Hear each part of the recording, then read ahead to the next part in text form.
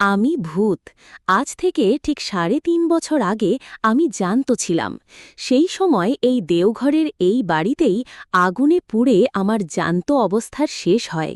এই বাড়ির নাম লিলি ভিলা।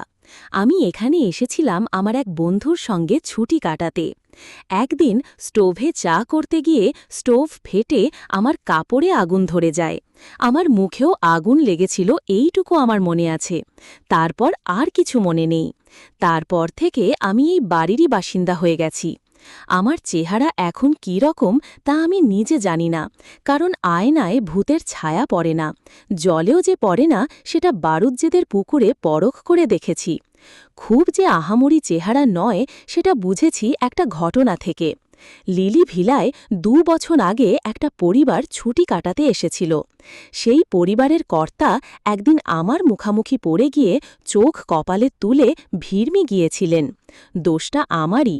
ভূত দেখা দেবে কি অদৃশ্য থাকবে সেটা ভূতের মর্জির ওপরেই নির্ভর করে। আমি অদৃশ্য থাকতে চেয়েছিলাম, কিন্তু অন্যমনস্কতার ফলে ভুল করে দেখা দিয়ে ফেলেছিলাম। এই ঘটনার পরে বুঝতে পেরেছিলাম যে আগুনে পুড়ে শরীর আর মুখের যে অবস্থা হয়েছিল, ভূত হয়েও সেই অবস্থাটাই রয়ে গেছে।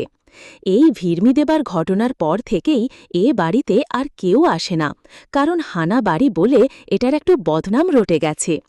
আমার পক্ষে এটা লোকসান, কারণ বাড়িতে জ্যান্ত লোকজন থাকলে আমার বেশ ভালোই লাগে। না হলে তো সেই একা একা দিন কাটানো। ভূতে তল্লাটে আরও অনেক আছে, কিন্তু এ বাড়িতে তো নেই, কারণ এখানে আর কেউ কখনো অপঘাতে মরেনি। শহরের অন্য জায়গায় যে ভূত আছে তাদের সকলকে আমার পছন্দ নয়। কয়েকজন তো রীতিমতো মন্দ, যেমন নস্করদা বা ভীম নস্করের ভূত। ওর মতো কুচক্রী ফন্দিবাজ ভূত দুনিয়ায় দুটো হয় না। এই দেওগড়ে কিছুদিন আগে লক্ষণ ত্রিপাঠী বলে এক পোস্টমাস্টার ছিলেন।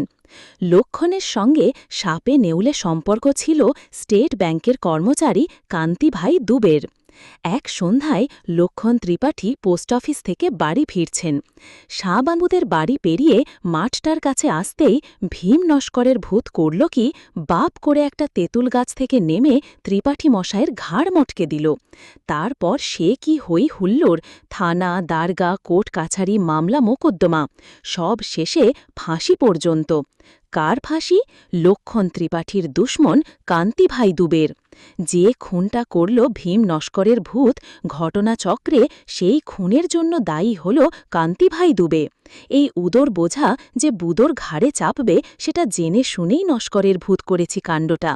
আমি